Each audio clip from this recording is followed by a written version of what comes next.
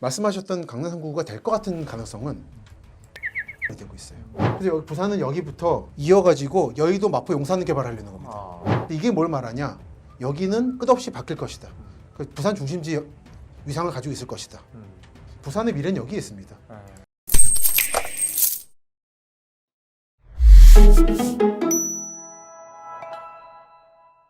오늘 제가 앞서 우리 한국의 앞으로 도시의 발전, 지역의 발전의 미래 뭐 이런 얘기도 해주실 겁니다 했는데 한국 도시의 미래는 어떻게 달라지겠습니까? 제가 몇 차례에 걸쳐서 소개를 했습니다만 네. 예전에는 많은 지역, 특히 삼남 지역이라고 하죠. 충청, 호남, 경상, 전라 골고루 인구가 많았죠. 그 어디를 가도 시골을 농촌을 가도 사람이 많았던 그런 시절은 안 올 거다. 인구가 주는 것만 문제가 아니라 집중된다는 거죠. 네.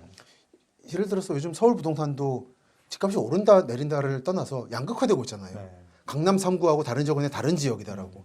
그런 식으로 제가 늘 말씀드리는 3대 메가시티라고 하는 대서울권, 중부권, 동남권 중심으로 인구가 재정비가 되고 나머지 지역은 안타깝지만 예전같이 자기 지역에 인구가 넘치던 시절은 아마 안 오지 않을까 생각을 합니다. 네. 우리 한국의 도시의 미래를 결정지을 가장 중요한 변수라면 뭘 꼽을 수 있겠습니까? 세 가지를 말씀드렸는데 이번 책에서 네. 하나가 국제정세. 국제정세 때문에 경기 북부가 개발이 안 되다가 네. 요즘 개발이 재개된 거. 그리고 경기 북부 수도권 이른바 사람들이 살고 싶어 하잖아요. 근데 개발이 강제적으로 군사적인 이유로 억제되다 보니까 네. 어쩔 수 없이 동남권에 인구가 몰렸다가 그게 이제 빠지는 중인 거죠. 근데 그런 국제정세 문제. 그리고 지금 방금 말씀드렸던 인구 문제. 사실 인구 문제가 시민 개개인한테는 큰 영향이 아닐 수 있는데 그 국회의원들하고 시장들한테 좀 크다 보니까 그게 그렇죠, 그렇죠. 관심이 크죠. 선거구 획정도. 그렇죠. 네, 네. 거기서 체크하는 3월이 되면 갑자기 인구가 늘었다가 빠지고 막 그런. 네. 그리고 하나는 교통이죠. 최근에도 달빛철도 나왔습니다만 예. 수많은 이제 비판도 있습니다만 네. 왜 그렇게까지 무리해서까지 놓느냐. 그리고 그게 놓는 것이 과연 그 지역을 위해 잘하는 것이냐 문제들을 따져볼 필요가 있다. 이 세 가지인 것 같아요. 네.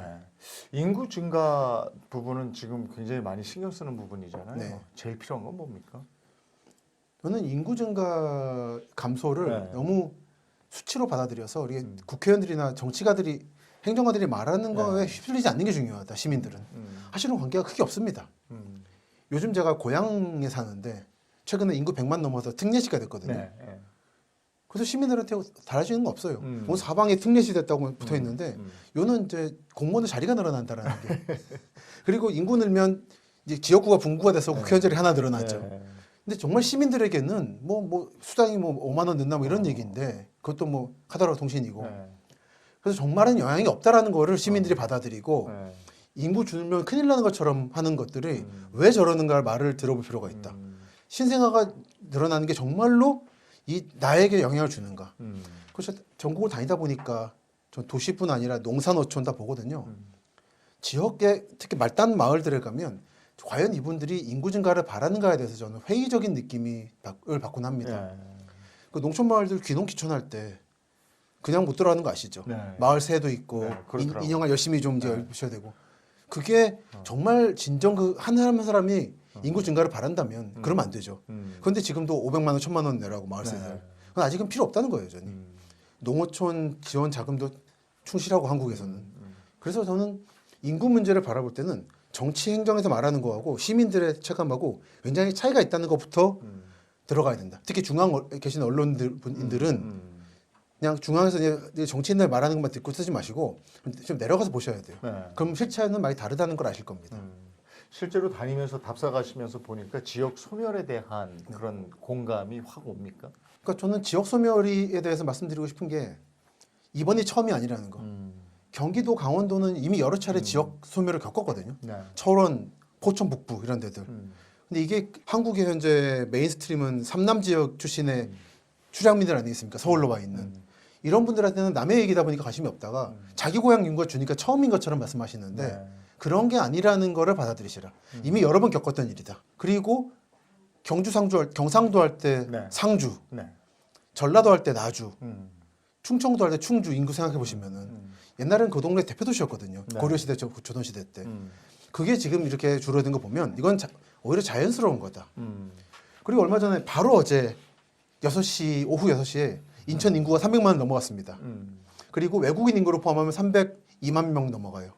이제 부산에 이어서 세 번째고 아마 35년쯤에는 부산 넘어갈 텐데 느는 데도 있습니다. 그러니까 자기 동네가 줄어드는 것만 생각하지 마시고 자기 도시가 포함된 광역권이 어떻게 움직이느냐를 같이 보시는 게 좋다. 네. 그러니까 일일이 우리 도시 인구가 얼마 줄었다 늘었다는 거는 정치가 행정가들이 그냥 약간 저는 말장난이라는 생각이 들어요. 국제 정세 부분에서는 특히 뭘 봐야 되는 겁니까? 가장 최근에는 러시아 우크라이나 전쟁 문제겠죠. 러시아 우크라이나 전쟁이 상징하는 게 뭐냐면 한국 영향을 주는 게 뭐냐면 그래서 지금 러시아와 우크라이나가 쓰고 있는 포탄의 상당수가 남한과 북한 거죠. 잘 아시는 바일 겁니다. 그리고 북한은 특히 남았던 재래식 탄약을 러시아로 보내면서 그 대신에 첨단 미사일 기술을 받았어요. 최근에 북한이 미사일 성공률이 높거든요. 네. 그 러시아 지원을 받아서 그런 건데 이게 뭘 뜻하냐면 북한이 미국, 한국, 일본을 대할 때 기존에는 재래 무기로 야포라든지 그걸 위협을 했는데 이제는 ICBM 같은 걸로 협박을 한다는 거죠. 더 나아가서 말하면 예전에는 북한의 위협이 수도권 한정이었다. 강원도 일부하고. 근데 이제는 전국적이 됐기 때문에 평등해졌다.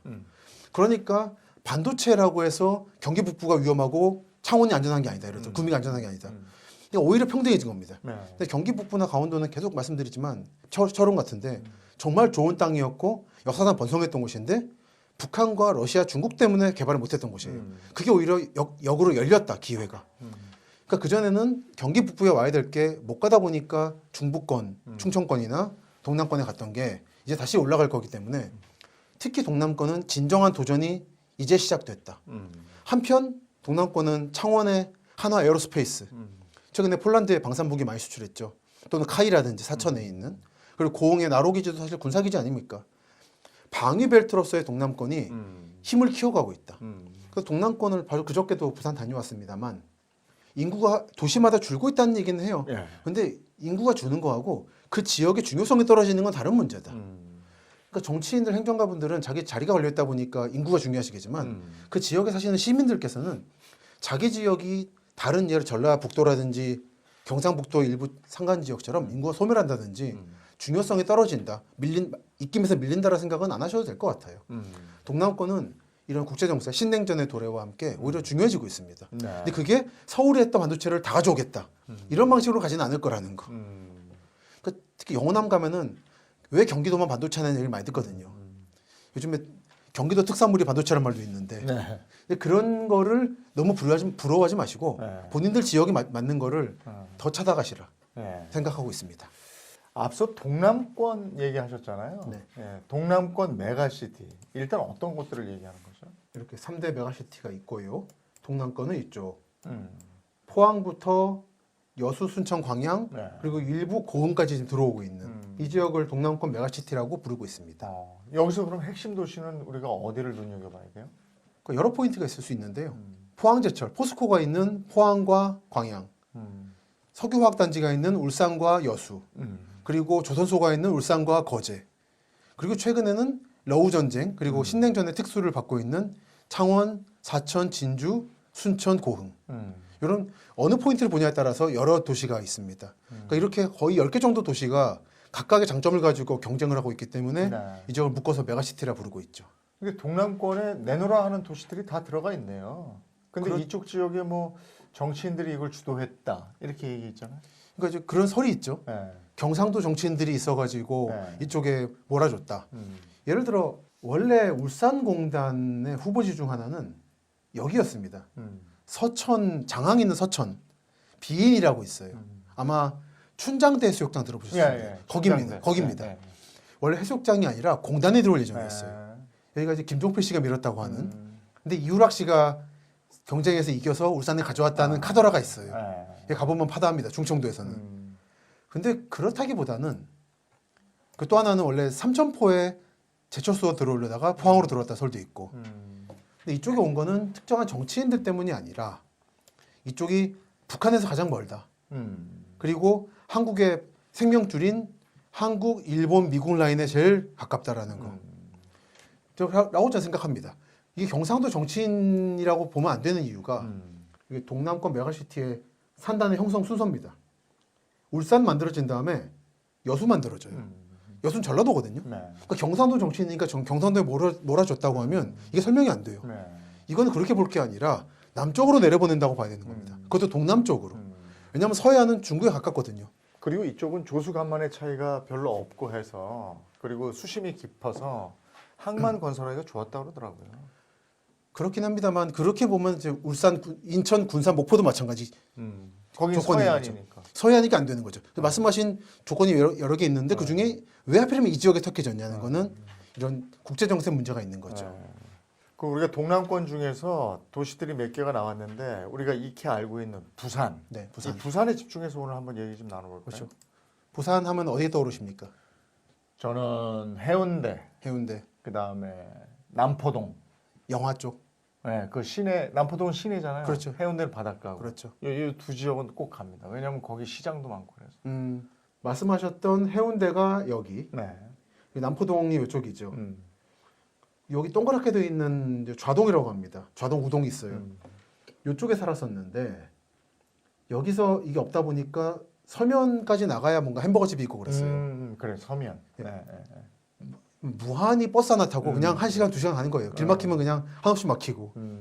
정말 답 없다 생각이 들었는데 네. 광안대교 만들어지면서 아.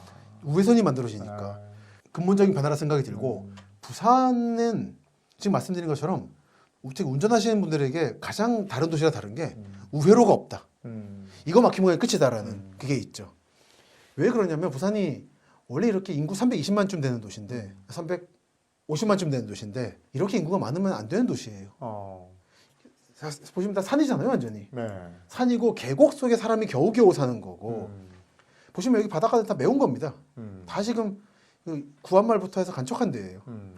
그런 데라서 억지로 살고 있는 거죠. 하하. 그거는 이제 부산이 탁월하다거나 네. 우수해서라기보다는 네. 일본인들과의 관계에서 식민지 시기에 네. 일본인들이 가장 접근하기 쉬운 곳이라 많이 산 거 플러스 6.25 때 피난 수도가 되면서 그렇죠. 수많은 사람이 몰려들었고 네. 그랬다가 돌아가지 않은 사람들이 정착했다. 네.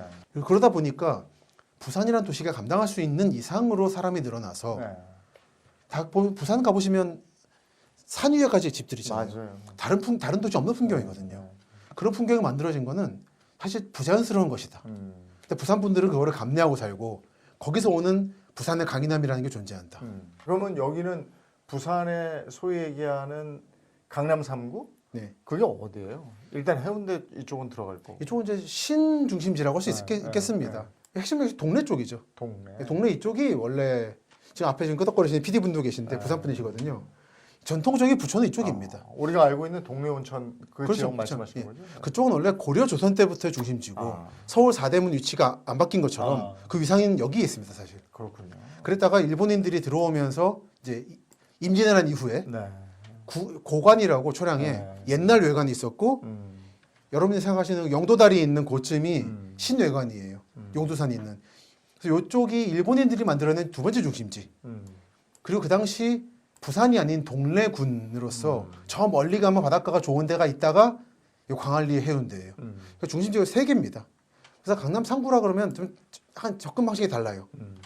그렇게 강남 3구만 위상은 아니지만 사대문이 이쪽이라면 동래 쪽이라면 영동 개발할 때 영동이 이쪽인 거죠. 네. 근데 강남 3구 위상이냐? 그거보다는 약간 낮은 것 같습니다. 외지인들에게는 이쪽이 워낙 압도적이니까 그렇지만 부산 분들은 좀 입장이 다릅니다. 그리고 최근에 말씀하셨던 강남 3구가 될 것 같은 가능성은 기장 개발이 되고 있어요. 여기 동부산 그래, 기장이 많이 개발이 됐다. 오시리아. 예. 저기- 리조트도 많고. 맞습니다. 그리고 여기 롯데가 대규모로 개발했잖아요. 맞아요. 부산의 미래는 여기에 있습니다. 예. 이 광안리 해운대 기장으로 이어져서 울산까지 가는 요 라인이 지금 미래 부산 동남권이에요. 예. 그래서 저는 계속 강조를 하는 게 지금 서울도 마찬가지입니다. 옛날 분들에게 신길 왕십리 하면 이미지가 그렇잖아요. 청량리. 근데 젊은 사람들은 그 선입견이 없다 보니까 그 땅들이 보이는 거예요. 뉴타운으로서. 마찬가지로 부산의 변화를 잘 모르는 분들에게는 뭐 기장은 멸치고 해운대 광안리는 해수욕장이고 예. 그밖에 없으신데 예. 이쪽이 미래다. 아. 남포동, 이쪽 광복동 이런 데 하는 거는 정말 옛날 개념이다. 예. 물론 그런 변화 중에도 예. 동네나 이쪽의 중요성이 떨어지진 않을 거다. 그걸 하나 보여주는 게 최근에도 하나 크게 갈아엎었어요. 동네 쪽이. 이쪽에. 뭐 공사하고 있는 데가 온천 4구역 재개발 조합이라고 꽤 큽니다. 이쪽에 대해서 부산 분들하고 얘기해 보면은 아쉬움을 많이 느끼세요. 여기에 조선시대부터의 전통적인 마을이나 집이 많이 있었거든요, 사람들이. 근데 그걸 싹 밀었다고, 조사도 제대로 안 하고. 하나 남아있는 게 동래별장이라는 일본인 별장이 하나 있는데 요거만 남기고 밀었습니다. 근데 이게 뭘 말하냐? 여기는 끝없이 바뀔 것이다. 그 부산 중심지 위상을 가지고 있을 것이다. 그래서 서울 개념으로 강남 3구가 어디냐를 찾으시기보다는 부산은 부산대로 양대 중심으로 움직인다. 그리고 3대 중심으로 움직인다. 그리고 중간에 있는 게 서면인 거죠. 아, 서면. 여기. 이건 약간 여러분 보시기 쉽게 지도로. 번화가. 예. 이 서면의 중심지는 이 중요성은 방금 말씀드린 일제 때 만들어진 구도심, 동래 온천장 이쪽, 그리고 해운대 광안리와 다 모든 게 만난다는 거. 그리고 서면에 부전역이라고 있어요. 부전역이 왜 중요하냐면 미군 기지가 있다가 빠지고 시민공원이 됐는데 하야리아라고. 여기서부터 울산까지 올라가요. 열차가. 그리고 이게 속초, 강릉, 동해까지 갈 겁니다. 아, 그래요? 동해선. 아, 이게 쭉 이어지는 예. 거예요? 그 출발점이 부전역이에요. 아. 그래서 지금 철도계에서 하는 얘기는 전 철도 지인들도 있습니다만 현재는 모든 게 부산역에서 끝나잖아요. 예. 아마 양분화시킬 거라고. 용산과 서울역처럼. 아. 아마 이제 어쩌면 부산역은 KTX만 운행하고 그게 부전역이 되는 거예요? 예. 용산역의 기능 같이? 가능성이 있습니다. 영등포나 용산역 아. 합친 정도의 기능을 근데 저게 동해 라인으로 간다 이거죠? 동일하고 하나는 목포, 광주 쪽으로 가죠. 아. 순천 쪽으로. 경전선도 여기예요. 이 중에 부전에서부터 순천까지는 개량이 끝났고 순천부터 목포, 광주까지는 개량이 안 됐거나 공사 중입니다. 그러다 보니까 전라남도 동부분들이 예를 들어 병원에 간다거나 해외 나갈 때 같은 전라도니까 광주나 무안가자가 아니라 김해로 오는 거예요. 예. 이 열차 타고 오시기도 하고.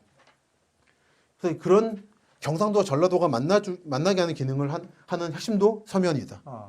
그래서 서면은 되게 번화했어요. 맞습니다. 젊은이들도 많이 찾고.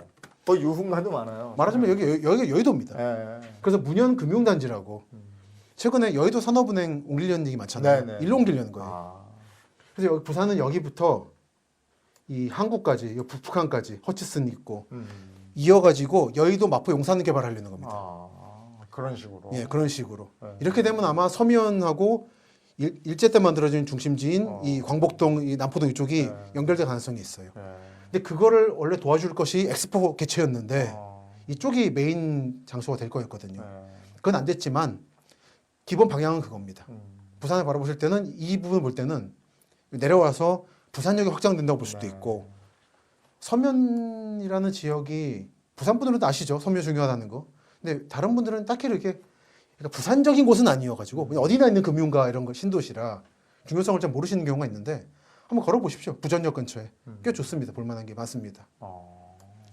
오늘 김시덕 박사와 함께 우리나라 도시의 미래에 대해서 얘기를 나눠봤는데요. 방송 보시고 소감 남겨주시는 분 중에 추첨을 통해서 김시덕 박사님의 신간 보내드리도록 하겠습니다. 오늘 함께해 주셔서 고맙습니다. 고맙습니다, 감사합니다. 박사님.